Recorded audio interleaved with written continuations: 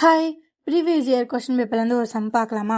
If AR equals 24, DOG dog equals 26, then was referred to.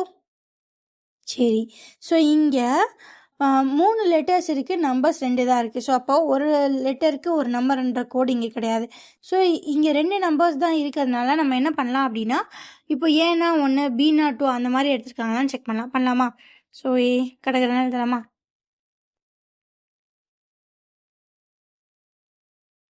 So M வரைக்கும் எழுதுங்க, என்லேருந்து return எழுதுங்க இந்த மாதிரி.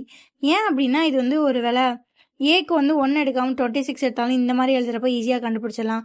வேறு என்ன அப்படின்னா, என்ன தான் ஏபிசிடி தெரிஞ்சாலும் ஒரு ஃப்ளோவில் விட்டுருவோம் ஏதாவது ஒரு லெட்டரை.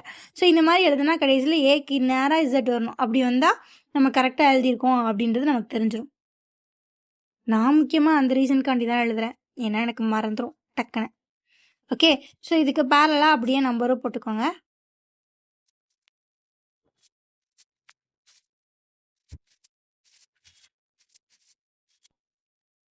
So first ARE.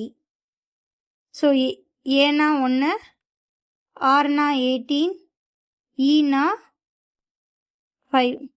ஸோ அப்போ 8 + 1 19, 19 + 5 24. ஸோ இந்த மெத்தட் ஒர்க் ஆகுது. டாகுக்கும் செக் பண்ணிடலாமா?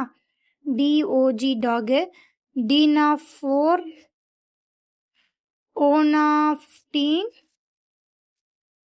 ஜீனா 7. 15 + 4 19, 19 + 7 26. ஸோ இங்கே கொடுத்துருக்க ரெண்டுக்குமே இந்த மெத்தடில் அப்ளை ஆனால் கிடைக்கிது. இப்போ நான் என்ன கண்டுபிடிக்கணும்? வாஷோட கோட் கண்டுபிடிக்கணும். வாஷ் டபிள்யூனா 23 + ஏனா 1 + எஸ்னா 19, 19 + 1 20, 20 + 23 அப்படின்னா 43. ஸோ அப்போ வாஷோட கோட் என்ன அப்படின்னா 43.